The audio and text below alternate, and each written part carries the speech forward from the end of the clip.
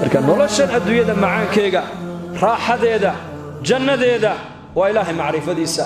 alladina aamanuu watadma'innu quluubuhum bidikri illaah alaa bidikri illaahi tadma'innu alquluub baa ilaahay yidhi alladina aamanuu kuwa ilaahay rumeeyey ee quluubtoodu taacadda ilaahay iyo dikriga ilaahay ay ku xasilayso ilaahay baa yidhi alaa intabihuu ilaahay baa inoo nasteexaynaya ilaahay baa inoo yeedhaya ilaahay baa inoo khayr miiraya walaa yunabbi'uka mithlu khabiir fas'al bihi khabiira waman asdaqu min allaahi qiila ilaahay baa ku warramaayo kule war qalbigiinnaasi wax kale ku xasili maayo aniga macrifadeedu qalbigiinnu ku xasilaya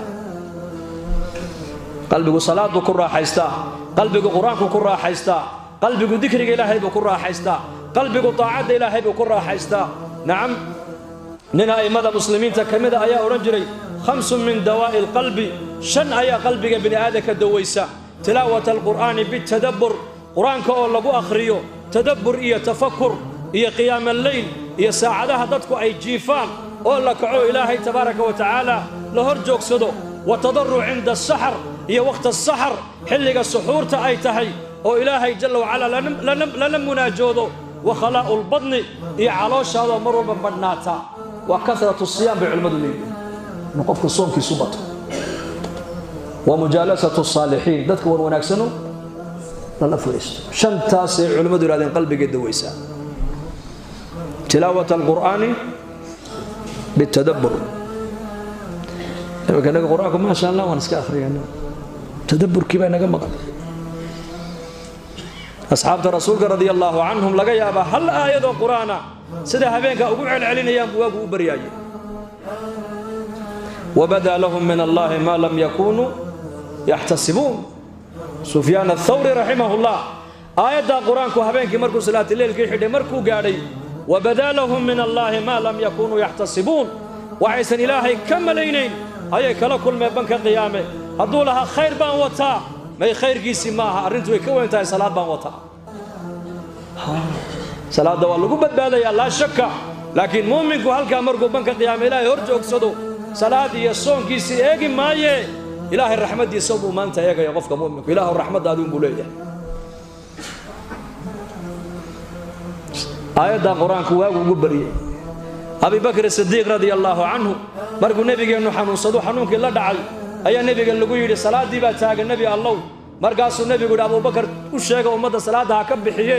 caaisha radia allaahu canha oo ag taagnayd nebiga ayaa ku tidhi inna abaa bakrin rajulun raqiiqun abubakar waa nin qalbi jilicsan weeyaan idaa qara'a alqur'aana halabahu lbukaa hadduu qur-aanka akhriyana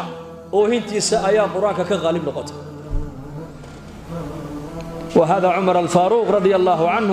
صلاة الليل في هبينك مركو مسجد النبي صلى الله وعوارك إن ير أو سورة الطور كنت كان قيام الليل كي قرآن كي سيبو دقيستي مركو قال يركي يرى إن عذاب ربك لواقع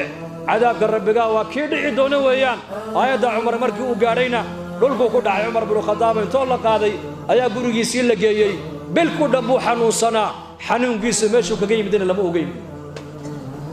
مقداد رضي الله عنه صحابي لو رجل مقداد بن الأسود هبينكي مركو حاسكي سأكسي حدبي تري سداسو أقل قلنجرة سداسو هبينكو أقل قلنجرة سداس مركاسي كتري ورمحالة قل قلن مات بكتا مات سيحتي دا مركاسي ورجل عبسدا حصوصت أنا حصوصنا ينار تجهنم أيا هرددي الراحة ديقا قادب ورجلي يخافون قرآن كي آخرين يكو لكن تدبر بيكو آخرين تفكر بيكو آخرين laga yaaba hal aayadoo quraana habeenka dhan inuu ku soo jeeday nabigeenu kaleey salaatu wassalaam waa kii abi bilaal ba u yimid salaadii markay gaadhay yaa rasuulullah salaadii ba laga sugayaa waa nabigu lilmada ka daadatay maalintaas garkiisi intay dhaaftay laabtiisii qoysay halkii wajiga uu dhulka ku hayay way qoysay markaasuu nabigu ku yaa bilaal xalaytoo la aayadaha quraanka igu soo dagay waylun liman qara'aha wa lam yatafakkar إن في خلق السماوات والأرض لآيات لأولي الألباب الذين يتفكرون في خلق السماوات إلى آخر سورة على عمران آياتها سحالة يقصوا دقيب النبي يقولي نكا آياتها أخريا إن أنت تدبرون أن تفكرين كاسئو خساري ورسولكم كاسئو خساري ورسولكم